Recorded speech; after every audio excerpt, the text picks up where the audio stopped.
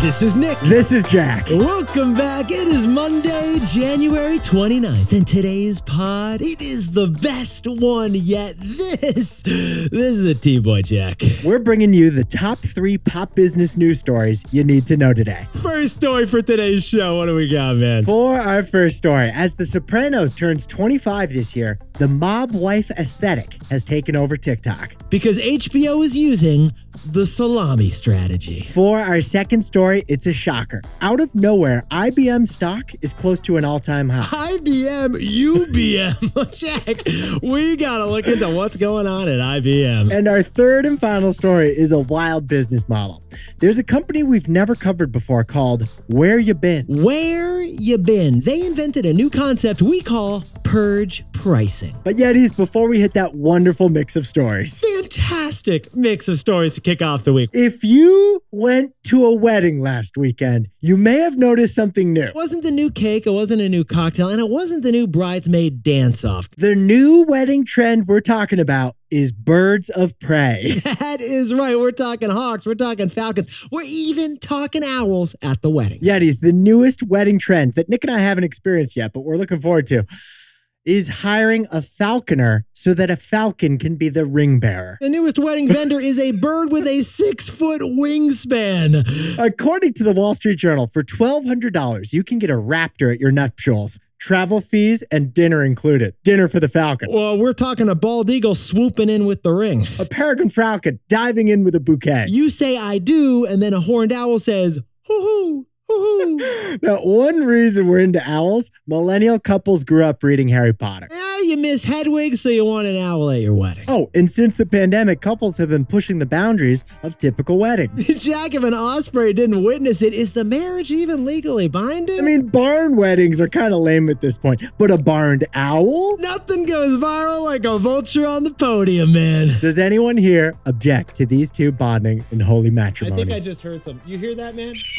Yetis, I'll see you at the raw bar. Jack, a falcon ate the oysters. Not the canapes. Not the canapes. Besties, what bird of prey you bringing to your wedding? Jack, let's hit our 3 stories. 15 years before this song, 2 boys from the Northeast met in the dorm. They had an idea that caused a cultural storm. It's the best one yet, but the best is the norm. Jack, Nick, that's it. I don't even think they need to practice. 50%, that's a fat tip. T-Boy City on your at-list. If you know, you know, cause we ready to go. We can't wait no more, so just start the show. Start the show. For our first story, there's a new viral trend, and that trend is the mob wife economy. And it's all because of The Sopranos, HBO, and some salami. Yetis, wherever you are, whatever you're doing, toss out the beige sweaters, the juice cleanses, and the yoga mats. The clean girl aesthetic is officially out. And the mob wife aesthetic is officially in. Besties, for years, the style trend has been minimalist, simple, neutral, and healthy. But in 2024, you're dressing up like you're now a member of the 5 families, Jack. The big hair, the big fur, and the big glitz. We're talking about hashtag mobwife, which now has 100 million views on TikTok. And this mob wife aesthetic is creating its own little economy. Eddie's, Jack and I jumped into the numbers. Searches for hoop earrings are up 70% right now. Searches for leopard print clothing is up 213% right now. Besties, when you step out of the house, you're grabbing a faux mink coat with a faux cheetah scarf. Less Gwyneth Paltrow, more Joe Pesci. Funny how? Funny how? Now, Yetis, we know what you're thinking. What is driving this desire to look like the wife of Frankie Fastfinger Sorvino right now? I just asked Carmela. It's The Sopranos. Because it's The Sopranos anniversary. 25 years ago, Tony Soprano cried about the ducks in his pool. It's when we realized that this mob boss has some sensitivity. And to celebrate this 25th anniversary, HBO relaunched the entire Sopranos series on Max, their streaming network. But here's the key. It's not The Sopranos on TV that's driving The Sopranos back to relevance. Right. It's The Sopranos on your phone that's doing it. Yetis, this is what Jack and I found fascinating about this story. HBO used the 25th anniversary of The Sopranos to launch an official Sopranos TikTok account. It's called Sopranos in 25. HBO created 25-second TikTok videos for each of the 86 episodes of Sopranos. Every single 86 of one of those episodes. Yes, this is wild because we love Sopranos, but it is a slow show, Jack. HBO managed to put every episode, like the whole plot, into a 25-second TikTok video. Again, we love watching Tony smoke on a cigar in a two-tone polo shirt while he's bada bing, bada boom, but it's a slow show. But HBO cut out all the long pauses between the cannolis. So, Yetis, as an Italian-American here, and as Jack being someone who worked at the Olive Garden, we want to know, why is HBO putting so much effort and giving away so much of its IP for free? Show me a warrant, and I'll give you a takeaway. Jack, I'll take you up on that takeaway. How you doing? So, Jack, what's the takeaway for our buddies down the road in New Jersey over at The Sopranos? HBO is using the salami strategy. Yetis, when you buy a big salami, you don't just chow down on it, right? Like, you don't do that. You don't take a bite of that sausage. You slice it up into cold cuts. You slice it up like gabagool. Media companies are realizing now that cultural moments aren't happening on TV. They're happening on TikTok. So we noticed media companies are taking a meat slicer to their content. They're cutting it up into 25-second slices and posting it on TikTok. Last October, on Mean Girls Day, Mean Girls celebrated by posting the whole movie in 23 different TikTok posts. Now HBO is doing the same thing with Tony Soprano on his 25th anniversary. Now HBO is not making money directly on TikTok by posting these Sopranos clips for free. But HBO is making money indirectly because TikTok just made all of the Sopranos go viral. Oh, by the way, if they didn't post it, pirates would have. So they might as well be in control of it. And that is why Jack and I think we're going to see more of the salami strategy. Hollywood is slicing itself up to post on TikTok. Bada bing, gabagool. For our second story, IBM, the once blue chip technology company, is back, baby. IBM stock is approaching an all-time high. Which leads to the existential question, what does IBM even really do? That's actually the top FAQ on their website. What does IBM do? And we're going to tell you in a second. But Yetis, in the meantime, IBM Big Blue. It is the most powerful acronym in corporate history. IBM is the original OG gangster of American technology. Everyone's got a friend doing something ambiguously tech-oriented over at IBM. Somebody's consulting on a case study for a B2B client who's trying to harness transborder synergies. In between years 1 and 2 at B school. Now, IBM actually stands for International Business Machines. But we got to ask, because you're wondering, what exactly does IBM do? It's like an office space. What would you say you do? So here's their answer. They do software consulting, cloud computing, and infrastructure. Those are actually IBM's 3 core lines of business, and they make good amounts of money on each one of them. They seem ambiguous, but those 3 businesses are booming. But Yetis, here's why Jack and I wanted to cover this story. IBM was founded 123 years ago, but its stock is now close to an all-time high. The stock jumped 8% last week as they announced earnings, and it's up 40% in the past 12 months. Well, we jumped in T-Boy style to those earnings. IBM reported a 19% pop in profits in the 4th quarter. Not too shabby. How's this for swagger, Nick? IBM just launched a $500 million fund to invest in AI venture capital. Venture capital is pulling back right now. IBM just launched another venture capital fund. Because remember, IBM had Watson, the artificial intelligence, like 20 years ago, remember? Oh, and AI revenue over at IBM, it doubled in just the last 3 months. IBM today has nearly 300,000 employees. Can you sprinkle on some context for us over there, Jack? That's a bigger workforce than the population of St. Louis. IBM is a St. Louis and then some. But IBM is still a shadow of its former self. IBM was the #4 most valuable company in the world as recently as 2012. Today, IBM is number 71. But it's climbing back up those rankings for world's most valuable companies. So, Jack, what's the takeaway for our buddies over at IBM? Prestige does not equal profits. Yetis, you have no idea how many IBMs, how many international business machines IBM has actually invented. IBM invented the ATM machine. They invented the magnetic stripe on credit cards we still use today. They invented the floppy disk you used in middle school. IBM, they invented the disk drive, the barcode, and of course the personal computer. Yeah, your computer, invented by IBM. IBM once controlled 85% of the computer market. Today, they control 0%. Because although IBM had immense historical prestige, profits for computers got squeezed by low-cost foreign competition. So in 2005, IBM sold off their entire computer business to Lenovo. They've lost so much prestige since exiting the physical computer business that they invented. But Wall Street's realizing their new software business is even more lucrative. Even though IBM doesn't have the prestige it used to have, its stock is still close to an all-time high. Because prestige does not equal profits. For our third and final story, Where Ya Been. It's a chain of stores that you've probably never heard of, and they're here thanks to Amazon. Where You Been is how Amazon sells out every week. Yetis, if you're walking around Columbus, Ohio, you may notice a huge store in a strip mall with blank walls and very basic branding. That store is called Where You Been. Where You Been. It's got Helvetica font, very simple, but there's something fascinating going on in there. Bin is spelled B-I-N. Right, not B-E-N. It's spelled B-I-N, Where You Been. Where You Been.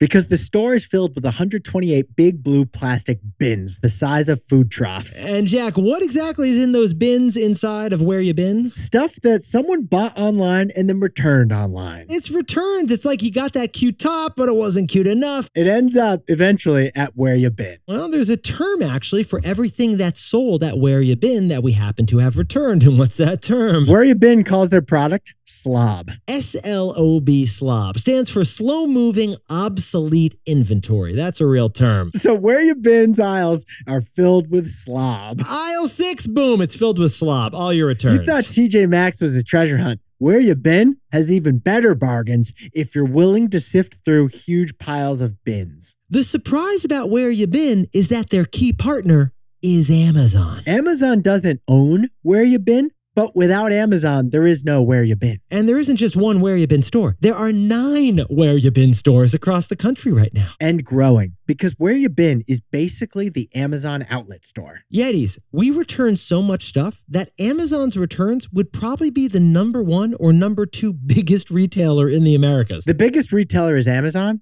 The #2 would be Amazon's returns. Now, Jack, some items returned to Amazon are pretty easy to resell. If someone sends back a box of unopened AirPods, that's so easy for Amazon to resell. But what if you return an already opened box of Cliff Bars? That's hard for Amazon to resell. What about New Year's Eve party sunglasses that say 2022? Even harder to resell. Jack, what about a calendar from 4 years ago with a Tiger King theme? A 2020 12-month calendar? That's the hardest for Amazon to sell. Yetis, add it all up, and this reveals a negative consequence of all our online shopping in America. We got so many returns. The National Retail Federation estimates that 18% of things Americans buy online get returned. 18%. Again, 1 out of 5 of those cute tops, it's going back, baby. And here's where You Been comes in. Amazon brings their overstocked and unsellable stuff to Where You Been, and they say you better sell this in 1 week. And that has led to a fascinating new pricing strategy. Where Ya Been. Where's our takeaway? So, Jack, what's the takeaway for our buddies over at Where You Been? Introducing purge pricing. Yetis, Uber invented surge pricing. You know surge pricing. But Where You Been has a new concept that we're calling purge pricing. Because Amazon's trucks deliver items on Friday every single week to Where You Been. And after Where You Been unloads that tractor trailer truck, they sell every item, regardless of what it is, for $14 each. Then on Saturday, they drop the price of all remaining items to $10 each. On Sunday, they sell what's left for $7 each. Prices keep falling every single day of the week until Thursday, the last day before the dump run. On Thursday, everything that's left is selling for 25 cents each. Besties, Where You Been has created a dynamic day of the week, ever falling prices strategy to purge the entire store of everything. And then it all starts over again on Friday with a new tractor trailer worth of stuff. Where You Been and Amazon, they created a whole new pricing model to handle our returns. We call it purge pricing. Jack, can you whip up the takeaways for us to kick off the week? Mob wife aesthetic is trending thanks to The Sopranos' 25th anniversary and their brand new TikTok account. This is the salami strategy. To stay relevant, Hollywood is slicing itself up and push and post. For our second story, it's IBM. They're not the corporate blue chip icon they once were, but the stock price is close to an all-time high. Because prestige does not equal profits. And our third and final story is Where You Been. They get a truckload of Amazon returns every week, and they sell out every week. It's thanks to a new concept we call purge pricing. But Yetis, this pod's not over yet. Here's what else you need to know today. First, this week, 5 of the Super 6 big tech stocks report earnings. It's happening like right now. We're getting earnings reports this week from Amazon, Apple, Alphabet, Meta, and Microsoft. And second, those tech companies, they may report record profits, but they also may report record layoffs. Remember we had a ton of layoffs last January? Well, get this. We've actually had more tech layoffs this January, according to layoffs.fyi. For any Yetis affected, we're thinking of you. And finally, we have to report that a woman was arrested in California for stealing 65 Stanley Cup mugs. That is a huge number, Jack. Don't know who she is. It's over $2,500 of stolen merchandise because those Stanley tumblers, they were the pink ones. I know nothing about it. I got receipts for this thing. Show me a warrant, and I'll show you a takeaway. Now, time for the best fact yet. This one sent in by Savannah Westwood and Kelsey Black from Orlando and Austin. First of all, today is National Bubble Wrap Day. But here's what you probably didn't know. Bubble wrap was originally invented to be a wallpaper. That's right. Bubble wrap was a wallpaper at first, like a padded wallpaper. Just in case you accidentally sprinted into your wall, you'd hit like padding. Bubble wrap was invented for your living room, but then the company realized not many people want plastic air bubbles all over their house. So they pivoted. They went to IBM and said, hey, do you need this bubble wrap? And they were like, yeah, we actually have to ship some computers. Can we use bubble wrap for that? Yeah, can we protect this expensive equipment as we ship it? And they said, yeah, I guess you could use it for that purpose. Well, today, Bubble Wrap is owned by Sealed Air Corporation, and they do $400 million in annual bubble wrap sales. Bubble wrap, one of the great accidental inventions of all time. Yetis, you are looking fantastic in that head-to-toe tiger onesie with a perm like Adriana. Is that mob wife aesthetic? If you have to ask, you may need an alibi, Jack. Ladies, if you haven't yet, you can drop down and give us 5 stars to help grow the show. And if you haven't yet, follow the show so you can get us every day. Jack and I got to grab some gabagool. Jack, let's see him tomorrow. We're actually going to pivot this business to waste management. If you know, you know.